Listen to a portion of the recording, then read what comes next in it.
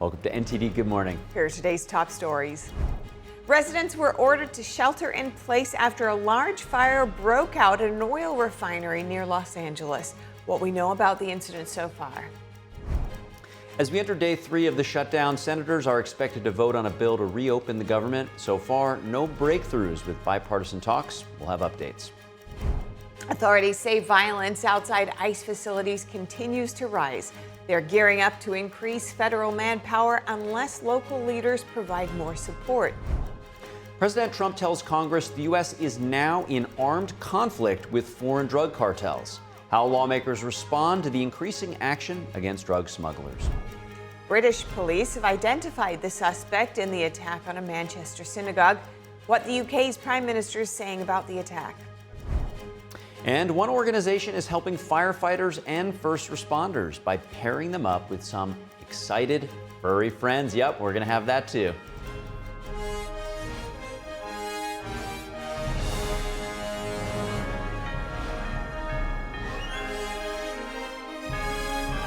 This is NTD Good Morning, live from our global headquarters in New York City. Here are Stephanie Cox and Carrie Dunst. Great to have you with us this morning. Today's Friday, October 3rd. You're watching NTD Good Morning. In today's top news, authorities have issued a shelter-in-place order after a fire broke out at an oil refinery in Los Angeles County. Yeah, the fire broke out late last night at a Chevron refinery in El Segundo. LA County Supervisor Holly Mitchell told local news last night that fire crews had contained the blaze to one section of the refinery. The El Segundo police and fire departments did not immediately comment on the fire, which appeared to have erupted suddenly. Authorities said last night there are no evacuation orders in place. Los Angeles Mayor Karen Bass said the city's fire department is ready to assist if requested and said there's no known impact on the nearby Los Angeles airport. Governor Gavin Newsom said his office is coordinating with local and state agencies to protect the surrounding community and ensure public safety. And according to Chevron's website, the El Segundo refinery stores up to 12.5 million barrels of gasoline, jet fuel, as well as diesel in about 150 tanks. And in an interview with One America News Network, President Trump said if the government shutdown continues, federal workers could be fired and certain projects may be cut. NTD's Washington correspondent Mari Otsu has the story. Well, there could be firings, and that's their fault, and it could also be other things. I mean, we could cut projects that they wanted, favorite projects, and they'd be permanently cut. So you could say, a lot of people are saying Trump wanted this, that I wanted this closing, and I didn't want it. But a lot of people are saying it because I'm allowed to cut things that should have never been approved in the first place, and I will probably do that. When you find obvious fraud, you want to take care of it, waste and abuse.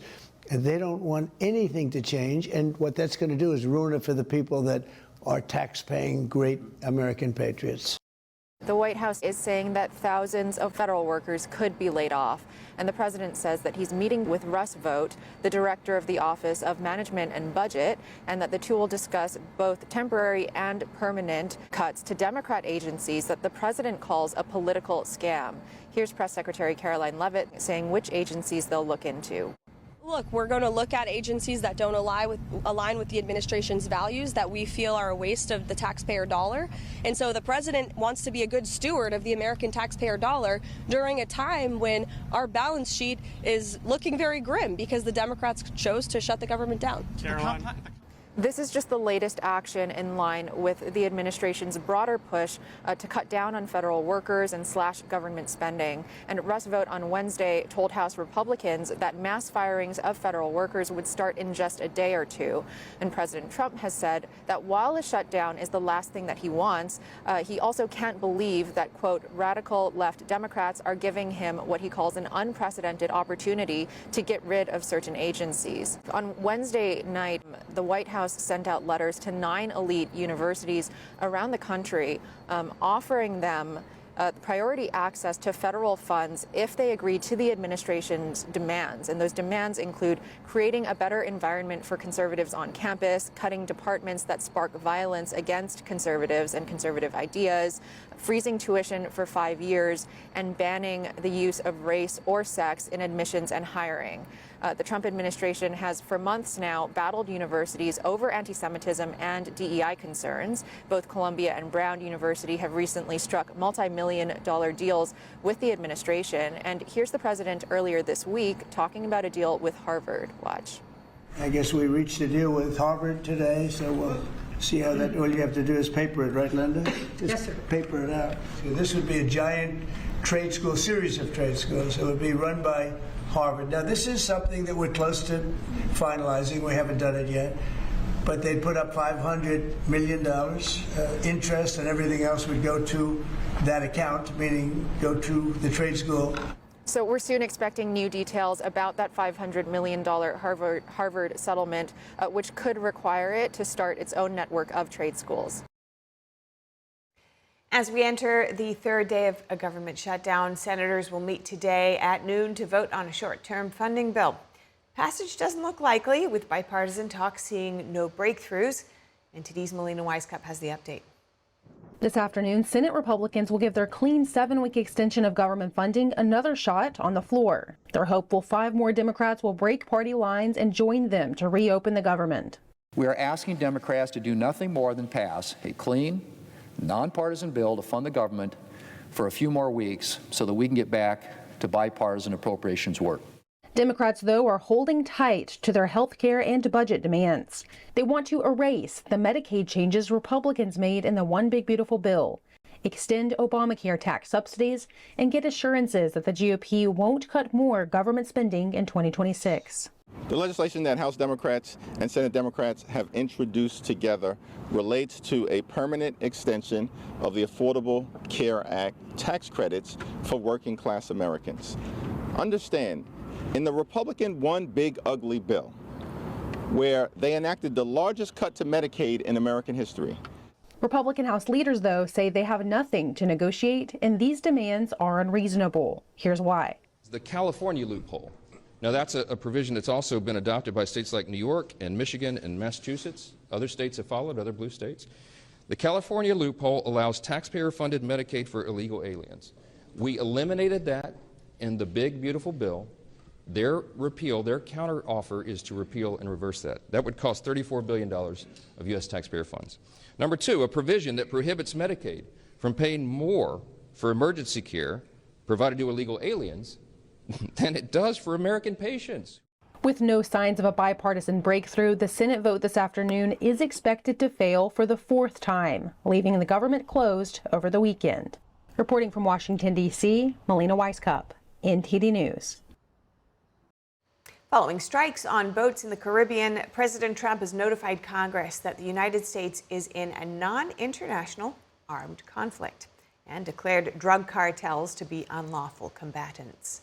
The report sent to Congress says the cartels are conducting attacks across the Western Hemisphere.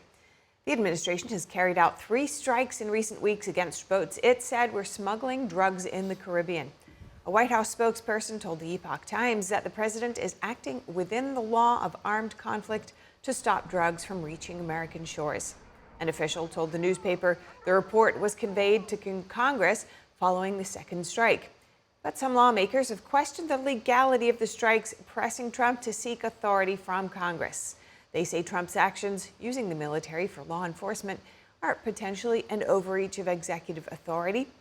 Others in Congress are voicing strong support for the president's decision. And just this morning, police say one of the victims who died in yesterday's synagogue attack in the UK was likely shot by officers aiming for the suspect. 2 people were killed and several more were wounded. British police have named a suspect in the attack, and the UK's Prime Minister is pledging stronger security for Jewish communities. Here are the details. Police have identified the suspect in the Manchester synagogue attack as 35-year-old Jihad al-Shami, a British citizen of Syrian descent. Police say they shot al-Shami after he drove his car into worshippers outside the Heaton Park Hebrew congregation and started stabbing bystanders.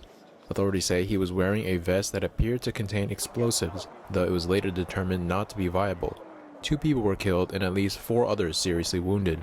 Police say Thursday they arrested 3 other suspects on suspicion of aiding and instigating the attack. The attack took place on Yom Kippur, the holiest day in the Jewish calendar. Prime Minister Keir Starmer said the assailant targeted Jews because of their identity and attacked Britain because of its values. Earlier today, on Yom Kippur, the holiest day for the Jewish community, a vile individual committed a terrorist attack that attacked Jews because they are Jews, and attacked Britain because of our values. Starmer returned early from a European summit to chair an emergency security meeting. He promised new measures to protect Jewish communities, including additional police presence at synagogues across the country. I express my solidarity, but also my sadness that you still have to live with these fears. Nobody should have to do that. Nobody. And so I promise you that I will do everything in my power to guarantee you the security that you deserve. Jewish leaders said the attack was a result of a wave of Jew hatred in the UK. The Israeli embassy in London condemned the assault as abhorrent and deeply distressing. The violence has prompted an increase in security worldwide. Police increased patrols around synagogues Thursday in Los Angeles and New York City as Yom Kippur services continued. The LAPD said Thursday officers would increase visibility in neighborhoods, synagogues, schools, and community centers. Britain's Home Secretary has criticized pro-Palestine protests that took place the same day as the deadly synagogue attack. Shabana Mahmood called the decision to go ahead with marches disappointing and fundamentally un-British. I would have wanted those individuals to just take a step back. The issues that are driving those protests have been going on now for some time. They don't look like they're going to come to an end any day soon. They could have stepped back and just given a community that has suffered deep loss just a day or two to process what has happened and to carry on with the grieving process. I think some humanity could have been shown. Police are also urging organizers of a planned pro-Palestinian protest in London this weekend to cancel or postpone that event. They say it would divert police resources needed to protect fearful communities after the attack. Meanwhile, people left flowers and notes near the scene of the attack in Manchester. One note read, "Terrorism will not prevail." And Germany's Munich airport has reopened after being shut overnight due to drone sightings. Dozens of flights were canceled and diverted last night. Operations resumed early this morning. Air traffic control suspended operations after multiple drones were sighted over the airport. Nearly 3,000 passengers were temporarily stranded on the eve of German Reunification Day, a public holiday across Germany. It's the latest in a string of drone disruptions across Europe. Authorities have not publicly blamed anyone for the Munich drone sightings, but some officials have suggested Russia may be behind other recent airspace violations. The incident comes after Munich's popular Oktoberfest was temporarily closed due to a bomb threat. Up ahead, authorities say violence outside ICE facilities continues to rise. They're gearing up to increase federal manpower unless local leaders provide more support. And hundreds of officers have arrived in Memphis, Tennessee, making arrests and cracking down on crime. We have a lot more news. We'll be right back. Stay with us.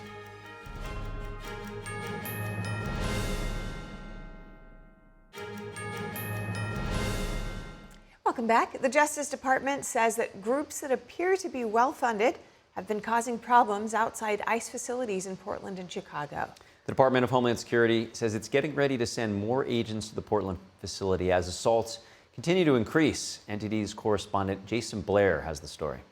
In a memorandum titled Ending Political Violence Towards ICE, Attorney General Pam Bondi says that groups posted outside of ICE facilities in Portland and Chicago, quote, have been well organized and appear to be well funded.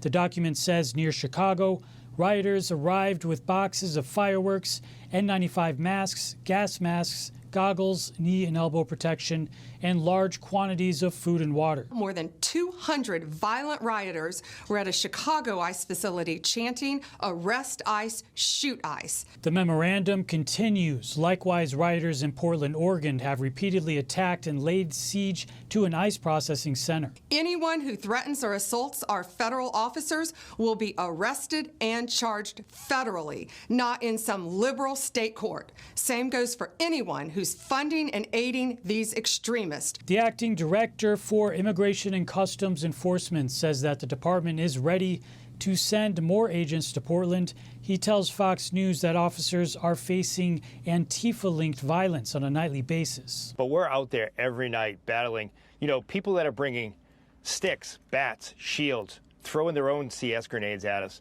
So it's not a peaceful situation. It's not First Amendment. Lyons says that they've called on local and state officials to help, but haven't received much and are ready to act themselves. They're planning right now, and I think we're holding to kind of see what Portland's going to do, but we're prepared to go ahead and protect our men and women of Vice. Portland Police Chief Bob Days says that the police are working closely with their federal partners, but says the area outside of the ICE building is just one small area of the city. The facility itself is managed and governed by the Federal Protective Service, and they have responsibility for that. And the incidents you speak of, for example, last night, occurring on their property. But Portland is very much engaged. And once again, this is just one small block in a big city that we're trying to manage for all the Portlanders. There are social media videos circulating showing assaults and violence happening outside of the ICE building in Portland. One reporter from the Post-Millennial, Katie Davis Court, was seen getting struck by a pole while working, resulting in a black eye. Jason Blair, NTD News. Thanks to Jason for that report. Now, the Department of Homeland Security told NTD on Tuesday night, quote, over 100 rioters stormed an ICE facility in Portland. They assaulted law enforcement, even putting one member of law enforcement into the hospital. The department added that officers also faced blinding strobe lights. 6 arrests were made on charges including assaulting a law enforcement officer. And hundreds of federally deputized officers have now arrived in Memphis, Tennessee, and are making arrests.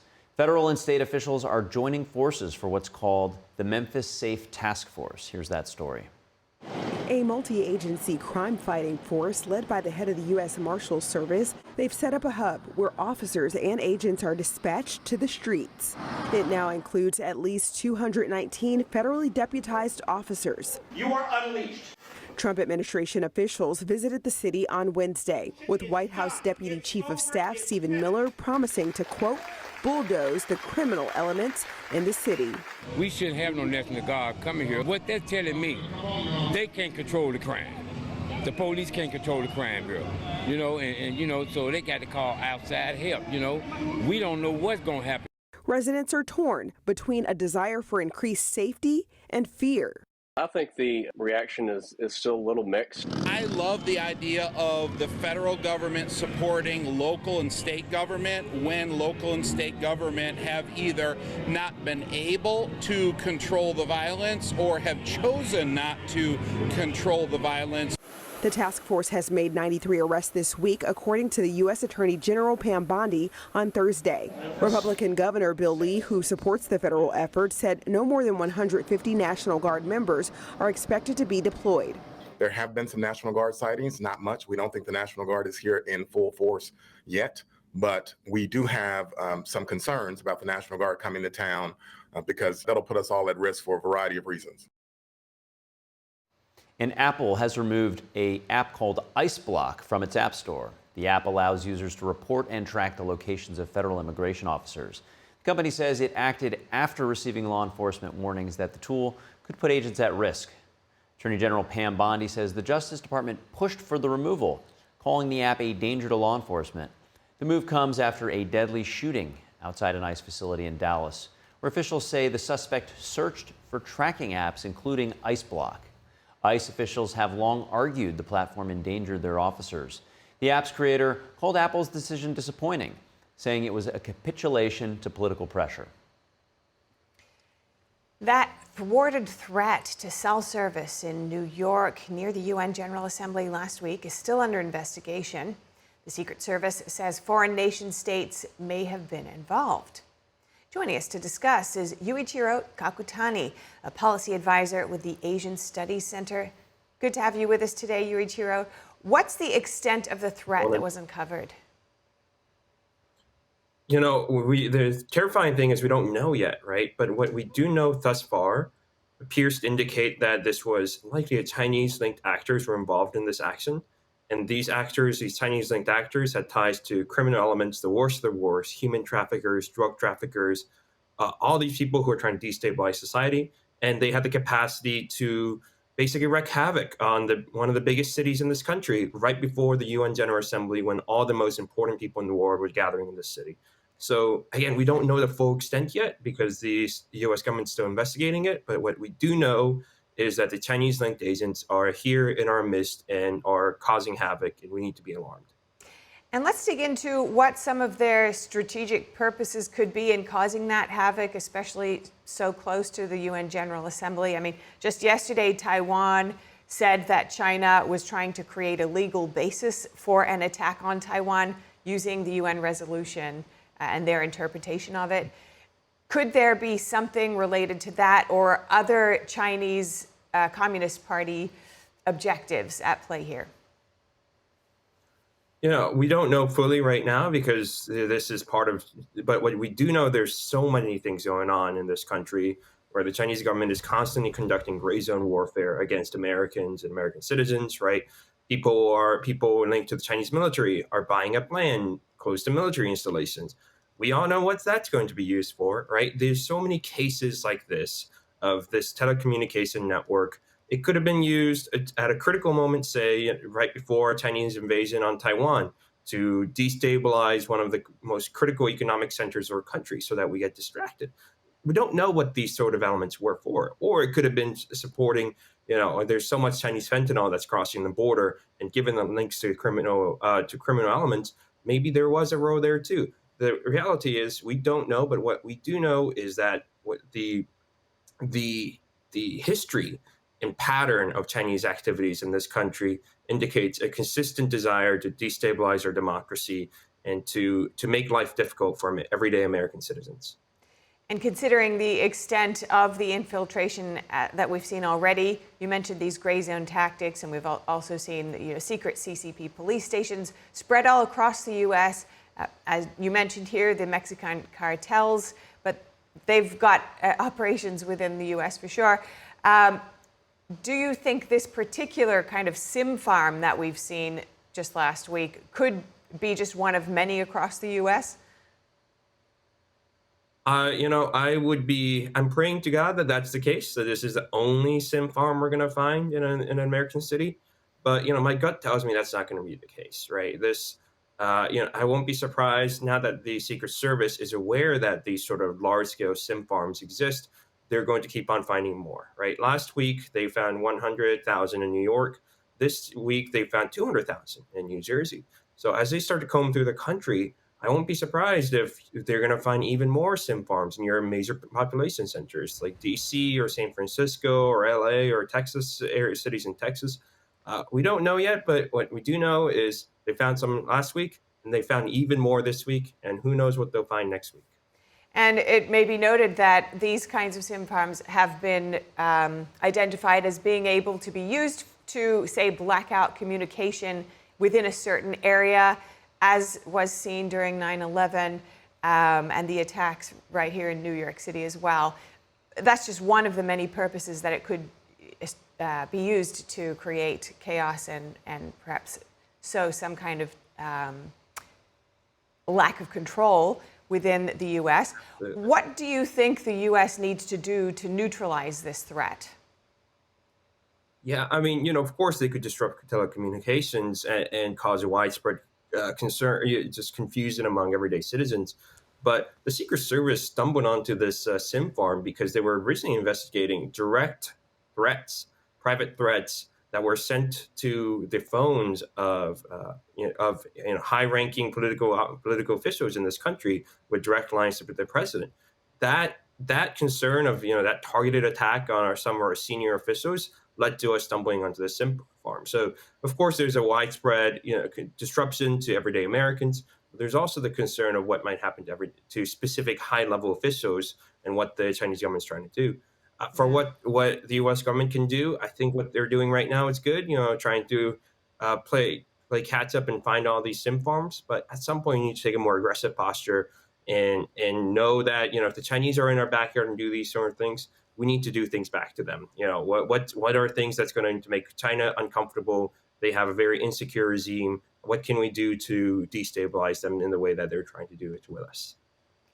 You bring up a really interesting point that actually the CCP is approaching some kind of historic moment, it seems, with reports coming from inside of potentially destabilization within the regime itself, not to mention the economy itself not doing so well, and so many other things. Considering all of these factors, what would a more aggressive strategies look like in your mind that could be effective? I think part of it just, putting a strong foot down, right, and making it clear that, China has banked so much of its legitimacy as a regime on its idea that it's one day going to recapture Taiwan. I think making it clear through a robust U.S. military posture that that's not going to happen, because the U.S. military is ready to meet any sort of violent, coercive attempt by the Chinese government to forcefully take over the island. I think that's going has a potential to significantly delegitimize and ruin the script for the Chinese government, which again has been working for decades under the script and legitimizing itself under the script that it will one day and inevitably retake Taiwan. And also on this point, there is concern about how much the U.S.'s trade relationship with China may influence its treatment in terms of national security and how much it can dedicate to protecting Taiwan and supporting Taiwan against that threat from the CCP. How do you see that interplay of trade relations still ongoing with the negotiations and tariffs and other tensions there, as well as this current ongoing threat to national security? Absolutely. I mean, at the end of the day, President Trump is a deal maker, right? There's a trade relationship that, the president is in the process of negotiating a good deal with China for. And, that's something that the president's always been very good at, making these sort of deals with both our friends and partners as well as our adversaries. But at the same time, those might be tactical moves that the administration makes and the president makes for those trade deals. But I think the long-term strategy and long-term posture of this country is to confront China, right? We're going to soon see release the National Defense Strategy, National Security Strategy. What is being publicly reported thus far is that it's going to have an overwhelming focus on both defending the homeland and the China threat. And I think there's trade deals that's going to be good for America in the short to medium term, but then long term, I think we're locked into that sort of, U.S.-China competition, especially in the military domain, but also in the economic and trade domain. We're still putting in export controls on things, and that's probably going to continue for the time being. Watching it closely, thank you so much. Yuichiro Kakutani, good to speak with you. Thank you. And coming up, the European country of Albania has a new Minister of Public Procurement, and it's AI-powered. We're going to speak with an expert about this new phenomena. Stay with us. We're going to be right back. That's right.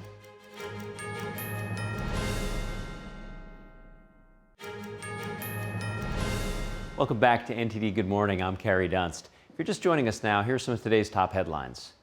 Republicans will today give their clean 7-week extension of government funding another go on the Senate floor.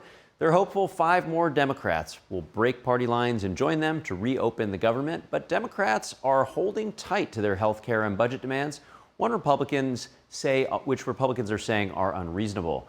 With no bipartisan breakthroughs in sight, we're expecting to enter the weekend with the government closed after a likely 4th failed Senate vote. And authorities have issued a shelter-in-place order in El Segundo in Los Angeles County after a large fire broke out at a Chevron oil refinery. Officials say the fire has been contained to just one section of the building, but they still don't know the cause. Fortunately, no injuries have been reported. LA Mayor Karen Bass says the city's fire crews are ready to assist if needed, and Governor Gavin Newsom says his office is coordinating with local and state agencies. And just this morning, police say one of the victims who died in yesterday's synagogue attack in the UK was likely shot by officers who were aiming for the suspect. 2 people are dead, several more wounded. British police have identified the main suspect in the attack as Jihad al-Shami, a British man of Syrian descent. Police shot and killed him after he drove his car into worshipers outside the Heaton Park Hebrew congregation in Manchester. British Prime Minister Keir Starmer said yesterday the attacker targeted Jews because of their identity. And the Justice Department says groups that appear to be organized and well-funded are causing the problems outside ICE facilities in Portland and Chicago. Acting ICE Director Todd Lyons says they've called on local and state officials to help, but haven't received much assistance. The DOJ is getting ready to send more agents to the Portland facility as assaults continue to increase. Portland Police Chief Bob Day says that the police are working with federal partners, but in his words, this is just one small block in a big city that we're trying to manage. Those are this morning's top headlines. Steph, over to you. Thank you, Carrie. Next, a computer-generated actress is turning heads and raising questions in Hollywood. Made entirely with AI, Tilly Norwood is drawing criticism from the industry, though some are responding favorably. NTD's Christina Corona has more from Hollywood.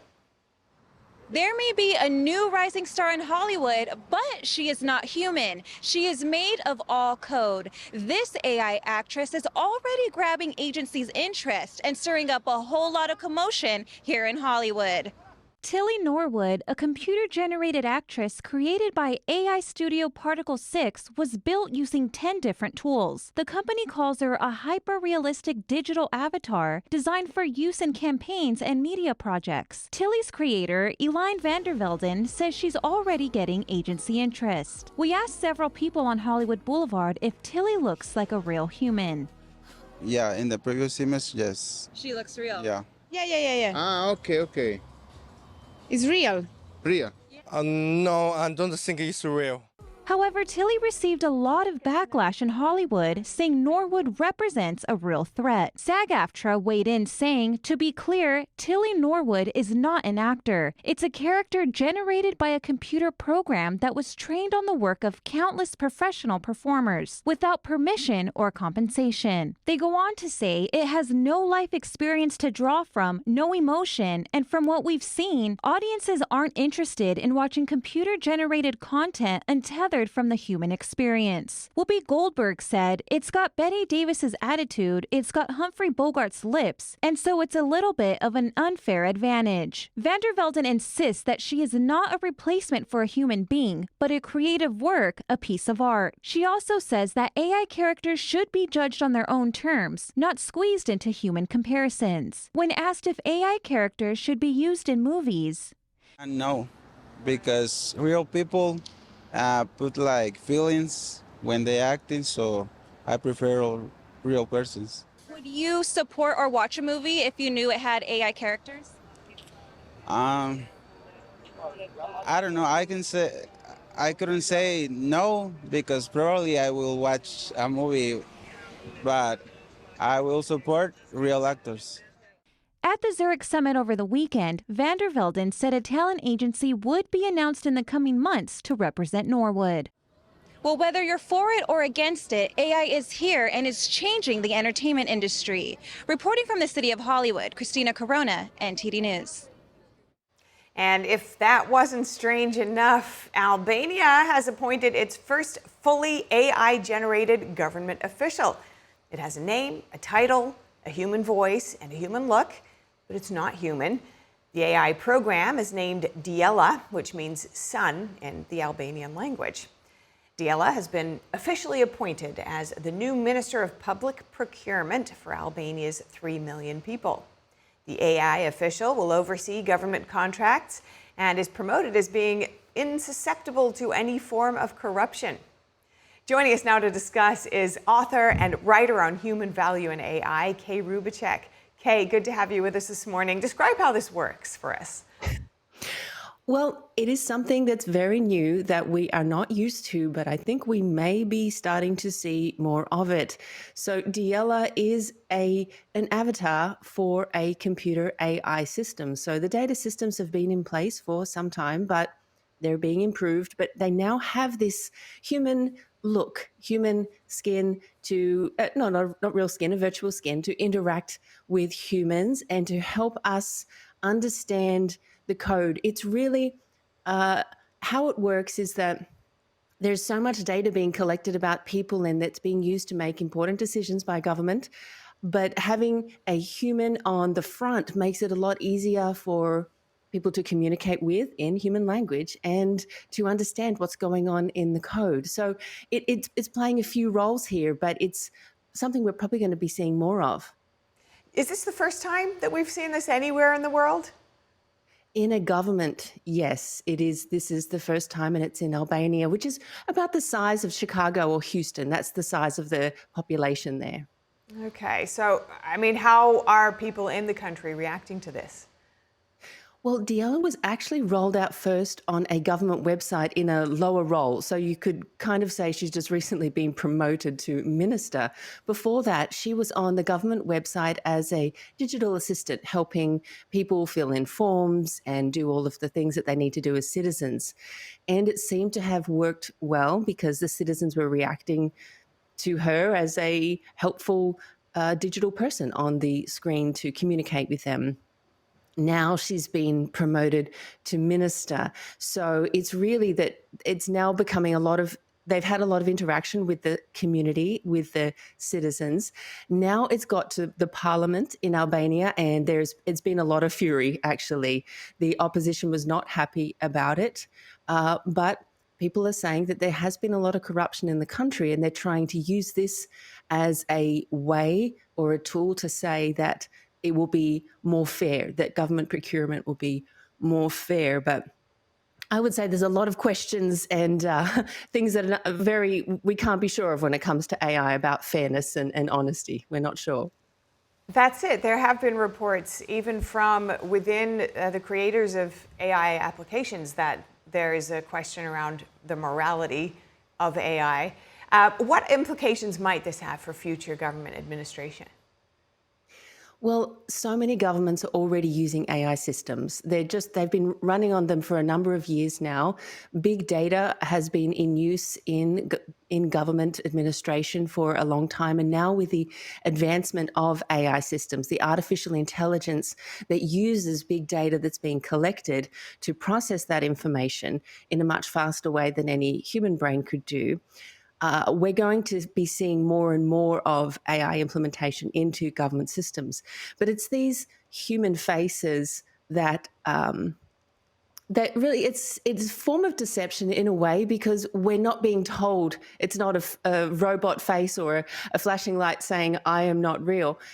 We are being led to believe that this is human. No one's lying. So they say that she's not a real person. But with that human voice and face, you start to trust it more. And there have been psychological studies done that show that humans start to give the trust to the AIs. As that happens, they start to be less honest themselves. Excuse me. That was a study that was done in Nature, published in Nature recently, showing that people, when they had the AI system to rely on, that they could give some of that moral honesty over to the AI system and say, well, it's not my fault, the AI system was handling that. So that's some of the things that we really have to be watching out for as these studies come out and keeping an eye on. And do you think that danger for this, the rest of government is run by humans who are then hopefully actually just controlling and operating these AI programs? Do you see a potential risk for that kind of phenomenon you've described in that Nature study to be carried out through the government as well? Well, we're human beings, we're moral creatures, we have that choice. And so if we are able to delegate more and more decisions to these very smart entities that we rely on, that comes that question of saying, well, who's responsible when a wrong decision was made? Well, a human might say, well, the big data said that this person shouldn't get that loan, and that's why they didn't get that loan. But the human being may say, well, I can't get in there and read the code. I'm just going to trust the AI. And that's when it comes down to, we really need human interaction, and we also need more guidelines around how to use these systems in a human way that really benefits human society. And if the trend toward, there's so many reports about lowering trust in government over recent decades. If there's anything we need at this time is more trust in society and with our institutions. We'll have to watch this even more closely and speak with you again about it soon. Kay Rubacek, thank you so much. Thank you. And coming up, an organization is helping firefighters and first responders by pairing them up with some excited furry friends. And the government shutdown enters day 3, slowing air travel, halting DC weddings, and leaving parks on skeleton crews. We're going to have that story and more. We'll be right back.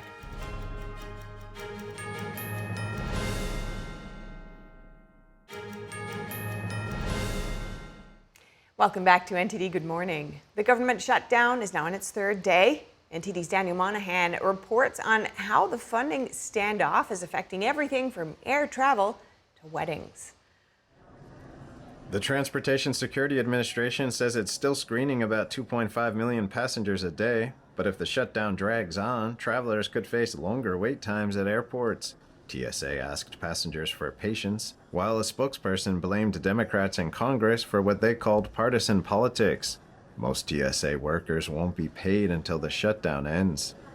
Those looking to tie the knot may face an unexpected hitch. Washington, D.C.'s Marriage Bureau has stopped issuing new marriage licenses during the shutdown. The Bureau is part of the D.C. Superior Court, which is limited to essential functions. But those ready to throw in the towel are still good to go. Couples can still file for divorce during the shutdown. Mayor Muriel Bowser previously passed the Love Act during the 2018-2019 shutdown, allowing her to issue licenses temporarily. For that to happen again, the D.C. Council would need to renew the measure. The Department of Veterans Affairs says medical care and benefits remain available. If you're a veteran out there and you have especially medical needs or you need to get to our hospital or clinics, they're open, they're running. But regional offices handling new disability claims are closed. Our counseling, our BR&E issues for people get their voc rehab, how they get into new careers, those are going to be limited. Our outreach is going to be limited.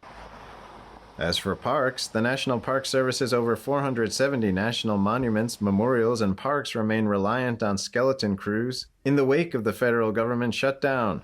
As of Thursday, the Grand Canyon National Park still remained open to visitors. There was no stop for the van I was in and no checking on any of us. The issuing of permits was suspended, trash pickup and restroom maintenance were put on hold, and information centers remain shuttered.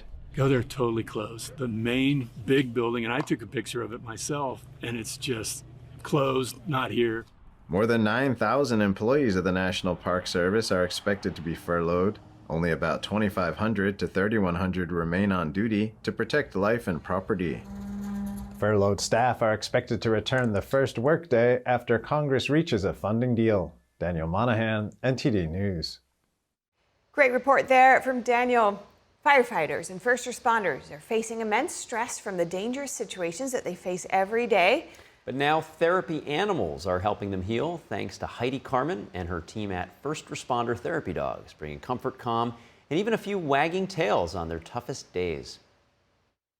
To fight the fires in California is like a war zone. It's grueling work, it's smoky, it's hot. See how close it is, guys? Yeah. It's dangerous. They go for a minimum of 2 weeks, 24 hours on, 24 hours off. That stress, to have it lightened with a therapy dog visit, is priceless. We got Kareth in 2018, and we were training her to become a working guide dog. Kareth, touch. Nice. She was just too friendly to every single person. So I started doing therapy dog work with her. During the 2020 fire season, going around to fire base camps, she was so good at just making the firefighters feel better. I started posting pictures on her Instagram. Then I was getting messages, can you come to my husband's police department? I'm like, yeah, sure. Now we have hundreds of therapy dog teams across the entire country. We go to fire base camps, fire stations, police departments, 911 dispatch centers. All first responders would benefit. The average adult male lives around 18 years longer than the average adult police officer.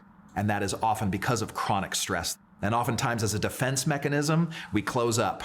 Is she just for first responders? Yeah. She's so soft. When we are around emotional support animals, you just see that all sort of melt away. Cortisol levels go down, the endorphin levels go up. I can feel that goodness just coming up the leash. Just to have a dog come by and she can't talk, can't ask questions, it can kind of break the ice. Oh, I missed you too. The first time I met Kareth, I had undiagnosed PTSD. She just picked up on it right away. She just went nose to nose with me, and we just had a moment, and it broke me down. This was my wake-up call that I needed to go to therapy. They're man's best friend for a reason. We have helped so many people. I'm grateful to Kareth for showing me the way. So sweet. You know, a team of excavators has uncovered $1 million in treasure from a centuries-old Spanish shipwreck off Florida's east coast. A shipwreck salvage company announced the discovery this week. The haul includes more than 1,000 silver and gold coins recovered over the summer. The fortune was originally lost when a hurricane sank a fleet of Spanish ships in July 1715. My gosh. Yeah. For generations, treasure hunters have searched Florida's so-called Treasure Coast for the lost riches. The company says some of the recovered coins still bear visible dates and mint marks. Incredible. All right, so we're in October now, and that's bringing plenty of reasons to look up at the night sky. From a supermoon to not one, but 2 meteor showers, it's shaping up to be quite a busy month for stargazers. The month kicks off on October 6th with Super Harvest Moon. Because the moon will be at its closest point to Earth, it'll look slightly larger and brighter as it rises in the east just after sunset. Then on October 8th, the Draconid meteor shower peaks. We're expecting that to be just a handful of meteors per hour, but experts say the Draconids can sometimes surprise with bursts of activity. Then later in the month, the Orionid meteor shower reaches its peak around October 21st, known for fast, bright streaks and sometimes even fireballs. The Orionids will line up with the new moon, giving skywatchers darker skies and a better show. Wow, put it in your calendar, I say. That looks great. Indeed. But I'll be up early enough to just see it naturally, so all right, we'll report back to you. Yeah, that's right. We're going to jump to a quick break. We'll be right back in the next hour with a lot more news. Come back.